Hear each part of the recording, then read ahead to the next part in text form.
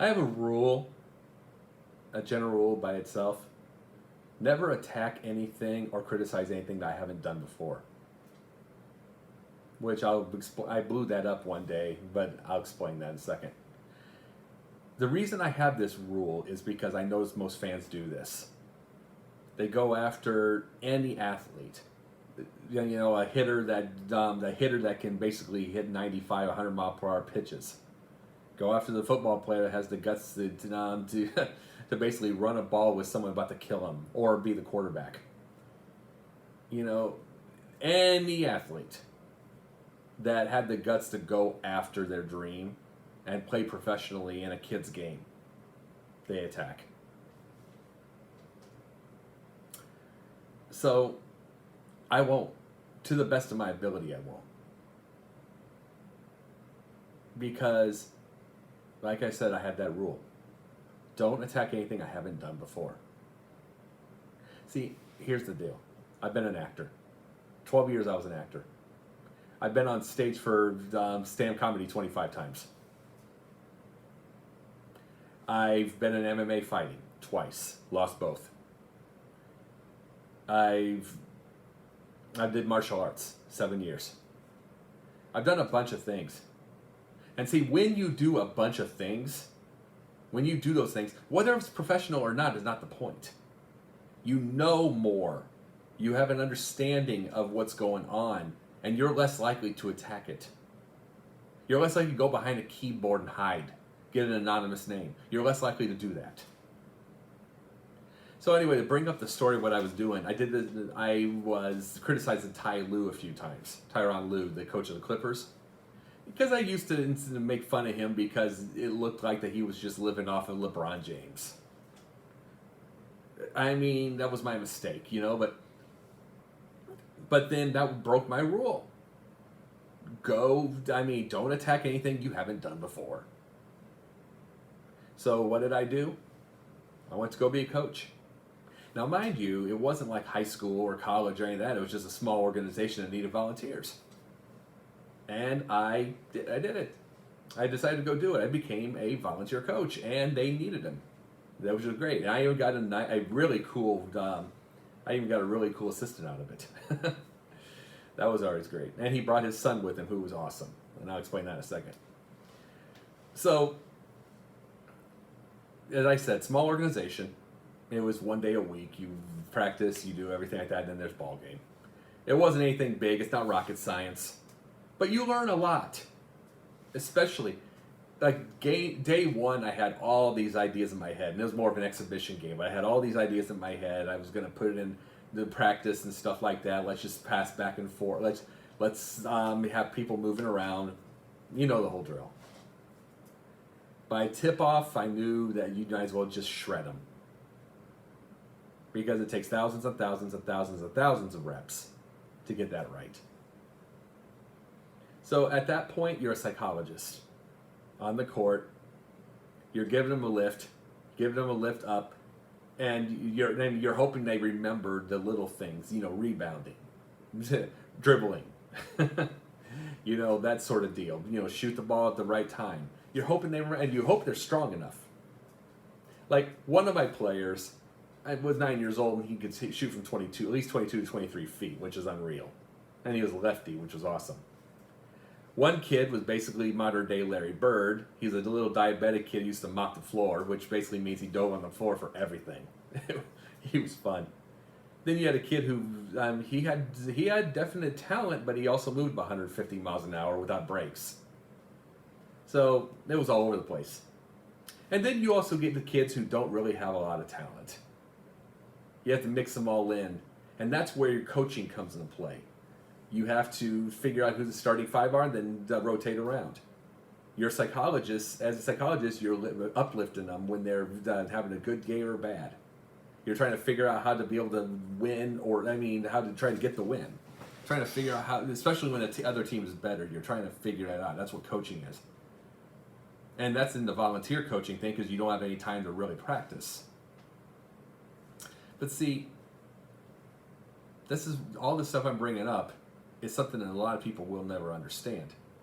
Because if I'm bringing all of this stuff up with just a little volunteer organization and there's little things you have to do, imagine for the people that get paid for it. And they're having to coach future millionaires or future multimillionaires or absolute multimillionaires right now, knowing that they're getting outpaid. They have to get in their heads. They have to have to do the psychology, have to babysit, and then they have practice. They have practices to deal with. They have all of that stuff. And then there's game time. And then goofball number 01234 on Twitter is typing all the time talking about how someone sucks. Or this coach sucks, or fire that guy. You can bet that they've never, ever coached before, or they never played before. And it's the same, and I brought up the fighting thing. Losing 2 fights wasn't the point. Who had the guts to get in the ring? Anybody that gets in that ring had some guts to do it. But get on Twitter and it's like, blah, blah, blah, blah, blah, they suck. Blah, blah, blah, blah, they're weak. Blah, blah, blah, blah. You know. Have you ever gotten in there? Have you ever tried? It takes a special mind to get into that ring, regardless if you win or lose. Boxing ring, MMA ring, any ring. These are the rules that these are the rules I've started to, that I'm going to live by the rest of my life.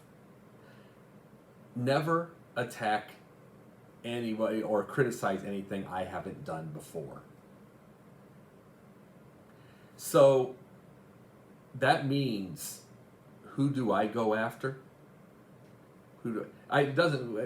Mostly fans. That doesn't mean I don't say that someone's not better than the other, that I don't have opinions. This is what the pundit's going to be. But mostly I go after pundits.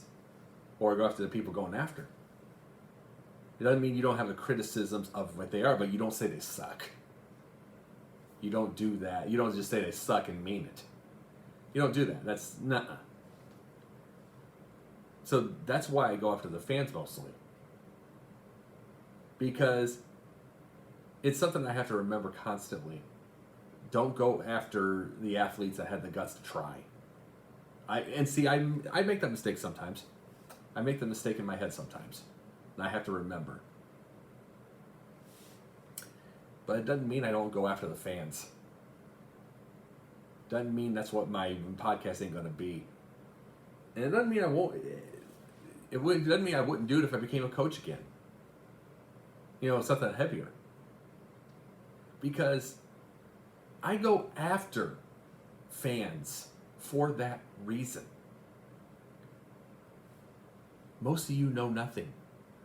You're zero. You live off of emotion and beer. Don't forget beer. Maybe even a harder vodka. Maybe a harder alcohol. You're living off that. You're living off anger. You're living off of emotion. You're living off of alcohol. That's all you're living off of, and that's where your opinions are coming from. And then you get yourself the computer screen or a phone. There you go. So what makes you the expert like that? What makes you expert anywhere? Does the beer make you an expert? Does your fandom make you an expert? No. You being a fan for 35 years doesn't mean you anything. It means you paid tickets to go to the ball games, which thank you to the team. The team saying thank you. But you still aren't an expert. And you still won't go away if they don't listen to you. Because in the end, it's still entertainment. So I don't think you understand this. You keep threatening to go away until the next year when you're back. You won't ever go away. So this is where the teams need to understand this and not listen to you ever. Period. End of story. Because if you want to start criticizing for real, how about put yourself in their shoes even in the littlest way? Put it in your shoes. Try something. Try coaching. Try being a GM. Just even volunteer to go into the war room and even just take papers. Something, anything. Take file folders. Whatever it takes. Just to see what it looks like in there. Do something like that. Because otherwise, you just look like a fool that you are. The end of story.